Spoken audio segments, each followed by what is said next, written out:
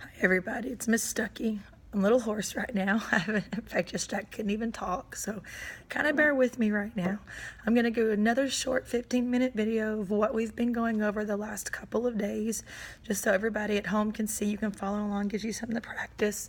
We're not using our books yet. We're probably going to get those out next week. Right now, we're just working on building our muscles in our face and getting our fingers coordinated, because the clarinet, as you can see, I'm holding it up, is a very long instrument, and it takes a little bit of coordination to get used to holding it. And so I want to, bring that on in stages. And so I've got 3 stages of the clarinet, and I hope you've heard your kids talking about it, but we do what I call, baby clarinet, which you just have your mouthpiece look at your reed. That's our baby clarinet.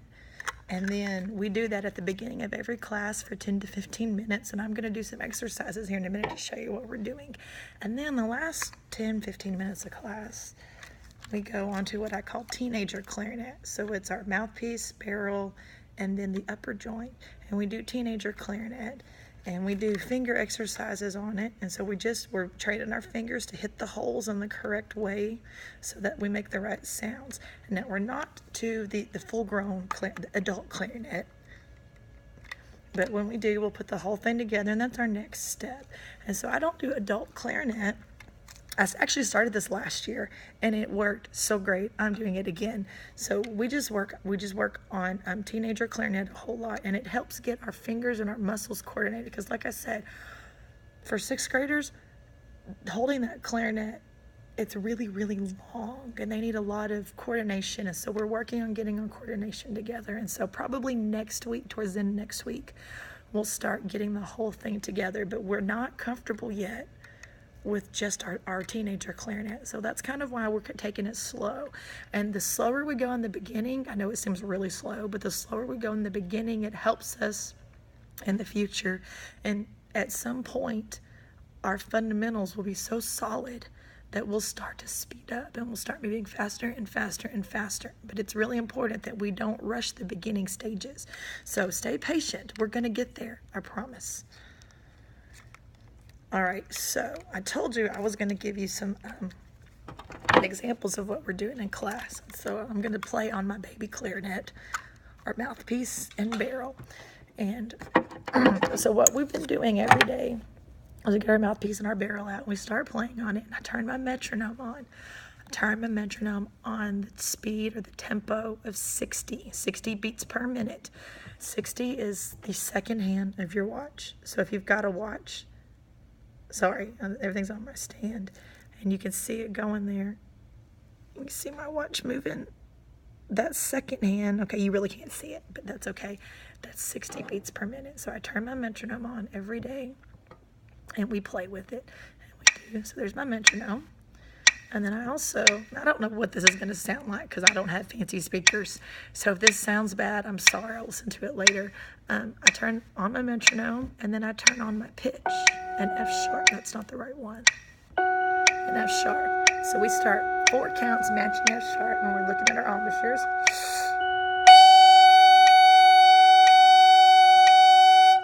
And we do this a lot. And we'll play those 4 counts. We'll play 4 counts and 4 counts and 4 counts, and we'll play that note.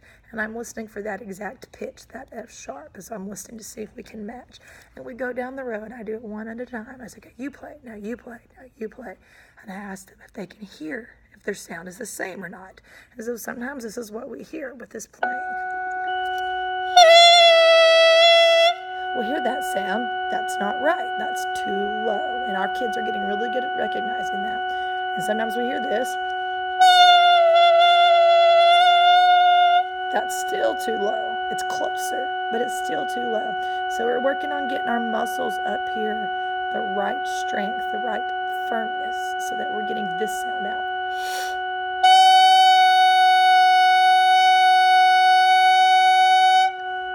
So if you have a piano at home, or if you have a tuner, what should be coming out is an F sharp.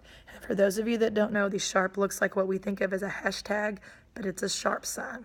The old school pound signs on your phone. If you've got a pound sign, that's what a sharp sign looks like. All right, so it should say F sharp on your tuner. And I highly recommend getting one. The one I use is Tonal Energy on the App Store. On the Apple Store, it's like, I think $3.99. It might be $4.99. I don't remember because I bought it so long ago. But it's the best tuner metronome app combination. So get that one. If you don't have it, get your piano and just hit an F sharp on the piano. And that will get you the right sound. So we do it for 4 counts, and then we turn it on, and then we do it for 6 counts.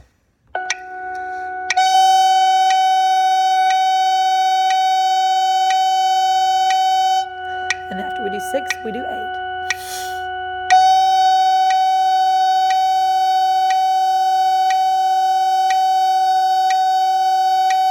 And then we do 10, and then 12, and then 14, and then 16, and so on.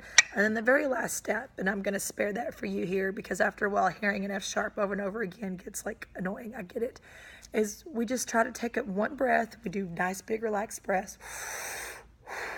And we hold our F sharp for as long as we can. It's kind of a game to see who can go the longest. And your kiddos are trying to beat me. Okay, and I get somewhere 36, 37. My lung capacity is not as good as it usually is.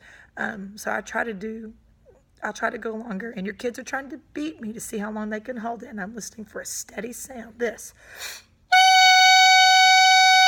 Okay, so kiddos, when you're practicing at home, that's what you're listening for. So if you're playing and your sound does this,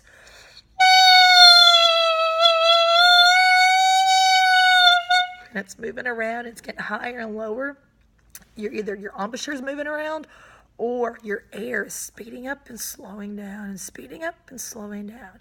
And you want our air to stay steady all the way through. So it shouldn't change. So that's what you're listening for. Now, once we've done that and our little ears have taken it all we can, the next thing we're going to do is we go to our teenager clarinet. And we always put our mouthpiece cap on, always, because we don't want our reeds to get messed up. And your kiddos, you're probably going to go through reeds. But Mom and Dad, if you're watching, your kids are going to go through a lot of reeds here at the beginning because we're still learning how to care for them. And then they'll get used to it and they'll become more aware of it and they'll stop going through reeds. I'm going to take this time to say right now, everybody should have 4 working reeds. That way, if one breaks, you've got 3 more to fall back on in your own. So the investment at first is 4 reeds, but hopefully after that, you're just going to buy 1 reed at a time. And we play on a different reed every day. This stretches out their wear and tear. It actually will make your reeds last longer. I know it's kind of crazy, but it will help. So don't be concerned if they're going through reeds really fast here at first. It's normal. Don't think your kid's abnormal. It's going on. Okay, so what we do next is our right hand, we're going to hold on our barrel. Now, the only time our right hand holds the barrel is baby and teenager clarinet. Okay, then we're going to take our left hand, and we've got these holes. We're going to put our thumb on the hole back here, and it's going to touch, not press, but touch this is the register key, thumb hole register key. It's going to touch it. So good hand position, perfect hand position has us always touching this register key. Even though we're not using the key this semester, we will a little bit later. Even though we're not using it right now, you want to get used to touching it. And then our first finger goes over this first hole, second finger goes over the second hole, and our third finger goes over the third hole. And then our pinky is going to hover over this. So don't let your pinky get behind the clarinet. That's bad hand position. Keep it out front. And all we're doing right now is we're picking our fingers up one at a time. And I tell your kids, I say, watch your fingers. So I'm telling them to look down at them right now. And what you're looking for, I'm going to turn it so that you can see too, is that your fingers covering all these holes all the way. Okay, see that? They're covering them. Now I'm going to turn to the side. And that's what, about 1 inch. Your clarinet, your fingers shouldn't come off the clarinet more than 1 inch. So we're just practicing putting them up and down, one at a time, up and down, one at a time, working on good hand position. And you're going to keep your hand in the shape of a C. C for clarinet. I'm sorry, that was cheesy. Okay, so that's what we're working on. And the next thing after we played our finger games, and I have them, we go up and down, and then this one, and then this one, and then our thumb is in the back, and you can see if that's moving, that means my thumb is moving up and down, and that's right. And we wiggle those up and down, and then we do this up and down. I'm doing it really fast. They might want to go slower at first. And then I'm starting to run out of time, so that's why. The next thing we're going to do is I'm going to turn my metronome back on, and we're going to play a note without anything on the clarinet. We're going to hold our hand like this. Let me see. We're going to hold our hand like this. Hover it the right way. And then we're going to play this note for 4 counts.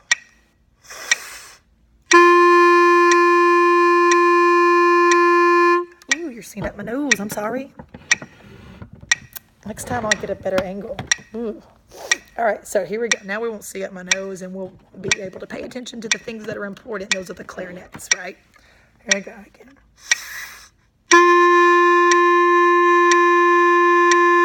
And then we get that note out, and we'll go down the row, and I'll hear all of them. And when we go down the row like this, I give them pointers of things they can do to make play it better. I may say something like, okay, faster air, or I might say, get your lip down firmly on the mouthpiece. Make sure your top teeth are touching the mouthpiece. There's a whole host of things I could get them.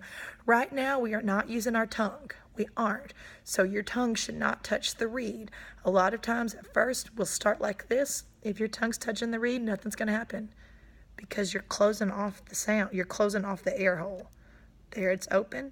That's closed. So you got to get that tongue off. We will use our tongue, but it won't stay on there, and we're not there yet. We'll get there, okay? So make sure when you're playing, your tongue is not off the reed. And how do you know if you're not sure? Well, if you play it, and this is what's going on, no matter how hard you blow, nothing is coming out. That means your tongue is sitting right here, and it's closing off your air, and we don't want that. So tongue away, tongue in the back of your mouth. So then after we do that, we're going to take our thumb, and we're going to put it on our thumb hole, and 4 counts again.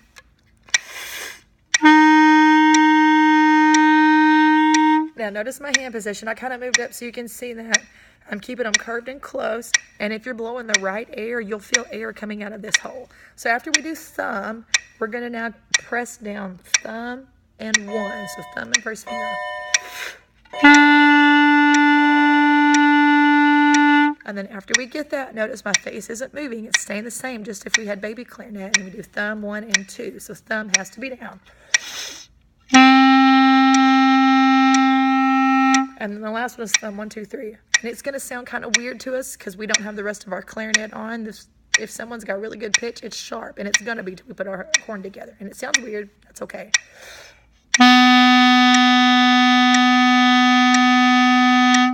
So the next several days, we're going to be working really hard on getting our fingers just making good sounds over these notes, getting our fingers coordinated. After we hold them out for what we call long tones, 4 counts, long tones, then we'll work on just moving our fingers up and down. So we'll start up first.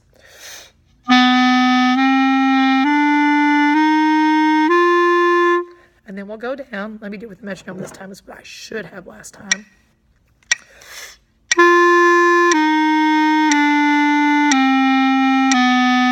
So we'll do that several times. We'll just work on moving our fingers up and down on the clarinet. And then once we get this hand coordinated and it doesn't feel awkward to us anymore, because watching our 6th graders, it still feels awkward. Once we get out of that, then we'll add the whole clarinet. So we're getting closer.